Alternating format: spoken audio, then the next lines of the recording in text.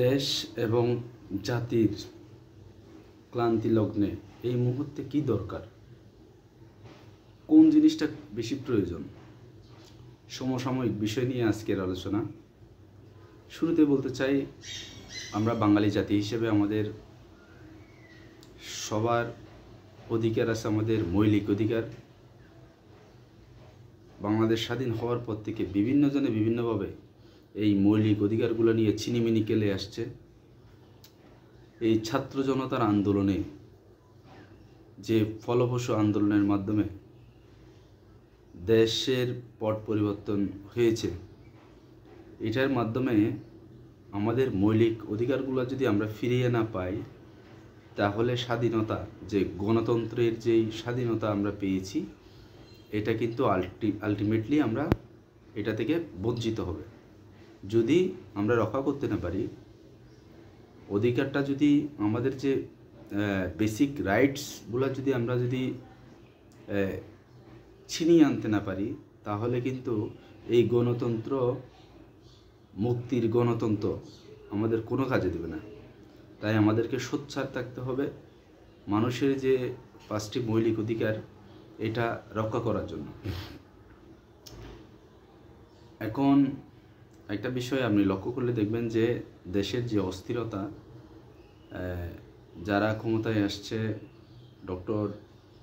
Professor Mohammad ইউনূসের নেতৃত্বে, তাদের যে দেশ পরিচালনার যে অবকাঠামো, বিগত 2 মাস ধরে দ্রব্যমূল্যের যে ঊর্ধ্বগতি, এটা অস্থিরতা চলমান মধ্যে আছে। আমি আহ্বান করব দ্রুত সময়ের মধ্যে তেল, গ্যাস, যেগুলো ভোজ্য পণ্য, যেমন সয়াবিনের দাম কিন্তু অলরেডি বেড়ে গেছে, এগুলো চিহ্নিত করতে হবে এবং এগুলো দ্রুত সময়ের মধ্যে অন্তপক্ষে কমাতে না পারলেও এটা স্থিরতার মধ্যে রাখতে হবে, কারণ তারা তো এসে হুটহাট কমাইতে পারবে না। তারপর চালের দাম বেড়ে গেছে, বস্তা প্রতি নাকি 300 টাকা চালের দাম বাড়ছে। তাহলে মানুষ খাবে কি? এইগুলা থেকে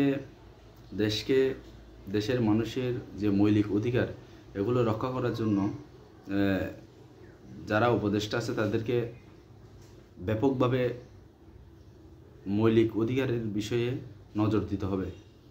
অন্যথায় দেশ কিন্তু এই যে মানুষের যে মৌলিক অধিকার, এই অধিকারগুলোর পিছনে ছুটতে দেশের যে অস্থিরতা, এটা কিন্তু বেড়েই চলবে।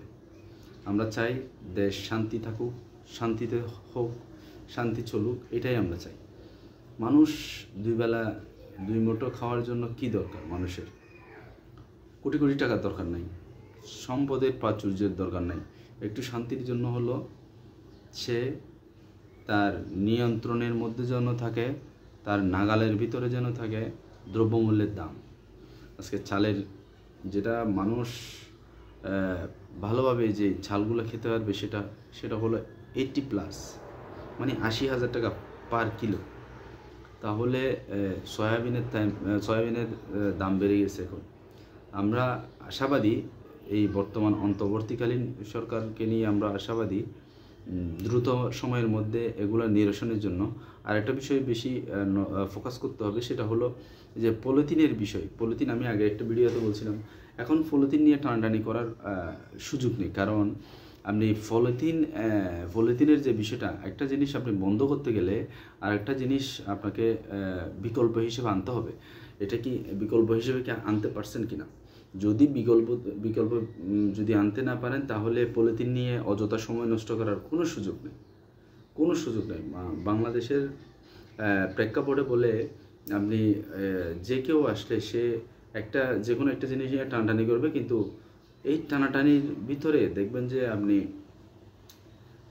বিকল্প নাই। বিকল্প যদি না থাকে, তাহলে টানাটানি করে লাভ নেই। আমি উপদেষ্টা মহোদয়দের দৃষ্টি আকর্ষণ করছি, তারা যেন এই যে পলিথিন টানাটানি, এটা বন্ধ করে।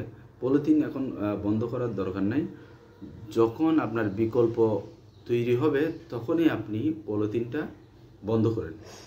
অন্যথায় এমনি এগুলা নিয়ে করা উচিত না। ধন্যবাদ, সবাই ভালো থাকবেন। আর আমার ভিডিও ভালো লাগলে লাইক, কমেন্ট, শেয়ার দিয়ে পাশে থাকবেন। আসসালামু আলাইকুম।